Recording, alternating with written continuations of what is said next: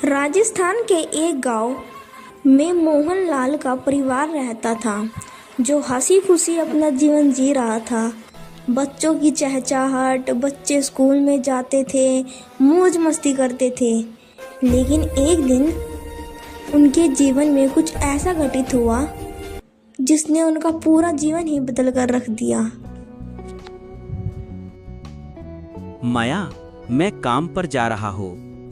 सुनो जी, आज राशन भी खत्म हो गया है, घर का राशन भी लाना है और बच्चों की फीस भी देनी है स्कूल में। आज ओवरटाइम करूंगा, जिससे कि ठेकेदार मुझसे ज्यादा खुश हो जाए, क्योंकि काम करने के बाद मुझे उनसे पैसे भी लेने हैं, बच्चों की फीस भी देनी है, घर का राशन भी खत्म हो गया है, राशन भी लाना है। संभल के मोहन, ईंट भारी है।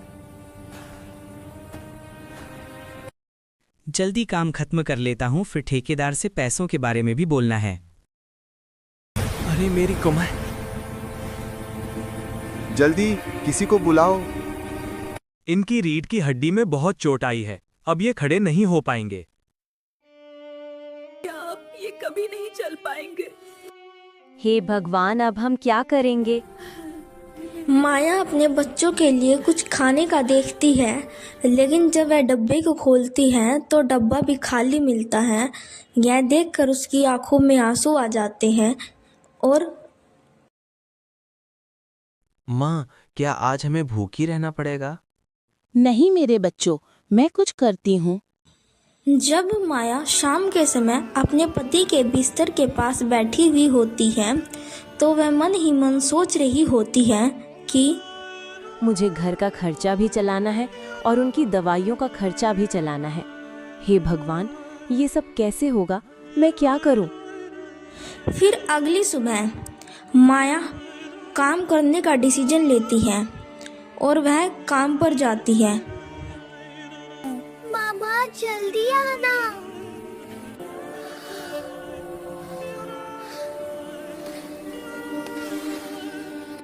मुझे भी नई किताब चाहिए, लेकिन माँ से कैसे बोलूं? माँ तो पहले से ही इतनी परेशान रहती है। और दूसरी तरफ मोहनलाल, जो बिस्तर पर पड़ा हुआ था, वह अपने आप को बहुत ही बदनसीब समझ रहा होता है, क्योंकि वह अपने परिवार की दशा अपनी आंखों के सामने देख रहा होता है। उसे अपने बच्चों की कॉपी किताब फटी हुई सब कुछ दिखाई दे रहा होता है। तो फिर वह कहता, मेरे इस जीवन का क्या फायदा अगर मैं अपने बच्चों को 2 वक्त की रोटी और उनको अच्छा जीवन ना दे सकूं। ऐसे ही मोहन अपने आप को कोसता कोसता सो जाता है। माँ, क्लास के बच्चे मुझे चढ़ाते हैं, मेरी यूनिफॉर्म फटी है। नहीं मेरे बच्चों, मैं कुछ करती हूँ। माया अपने बच्चों को तो कह देती है, लेकिन माया अंदर से बहुत ही ज़्यादा दुखी होती है। वो टूट चुकी होती है। लास्ट में वह भगवान की से प्रार्थना करती है, हे परमात्मा, कुछ करो मेरे मालिक, वरना मेरा पूरा परिवार भूखा मर जाएगा। मुझसे मेरे भूखे बच्चे देखे नहीं जाते और ना ही मेरा बीमार पति जो बिस्तर पर पड़ा है वो देखा नहीं जाता मेरे मालिक। हे सच्चे मालिक, कुछ करो, वरना भूख के कारण हम लोग मर जाएंगे। मोहन के परिवार की कंडीशन इतनी ज़्यादा खराब हो जाती है कि गांव में हर जगह उन्हीं के परिवार की बातें चल रही होती है। अरे तुमने सुना है क्या माया की कंडीशन के बारे में? माया का परिवार तो भगवान भरोसे है अब। कितना सहती है बेचारी। अरे तुझे पता है, राजू ने अपनी पढ़ाई छोड़ दी है क्योंकि उसके पापा का एक्सीडेंट हो गया है और वो स्कूल की फीस नहीं दे पाएंगे। बेचारा राजू। और दूसरी तरफ मीरा काम पर जाती है और दूसरों के घर पर काम करने के बाद जो उसे थोड़ा बहुत पैसे मिलते हैं, वह पैसे उसको अपने पति की दवाई में वह खर्च हो जाते हैं। इसलिए घर का खर्चा चलाना भी उसके लिए बहुत ज़्यादा मुश्किल हो पा रहा था। कई बार तो बच्चे भी भूखे ही सो जाते थे। देखो देखो कौन आया।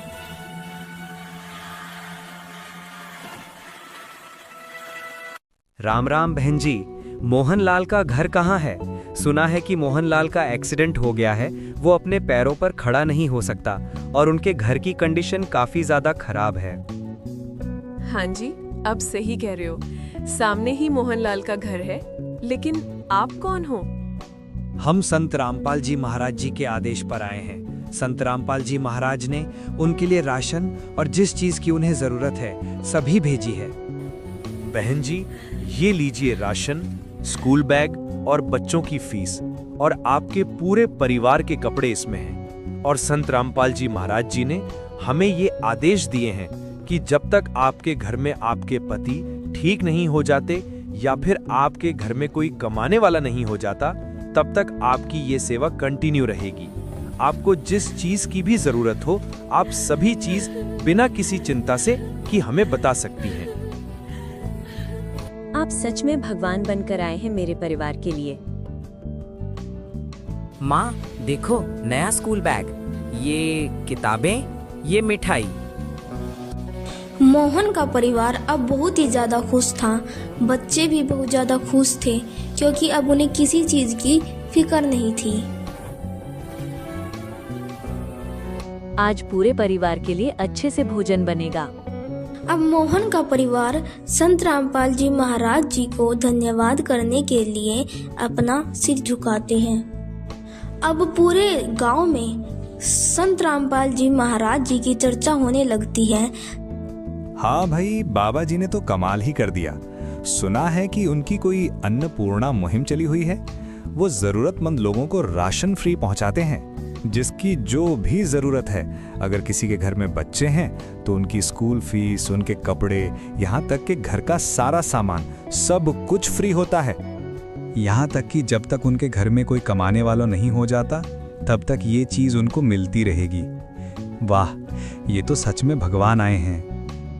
अरे हाँ, अपने गांव का जो मोहन है उसका एक्सीडेंट हो गया था। उनके घर में सारी चीज यही तो पहुंचा रहे हैं। राशन, कपड़े, बच्चों की फीस, यहाँ तक कि मोहन की दवाई का खर्चा भी।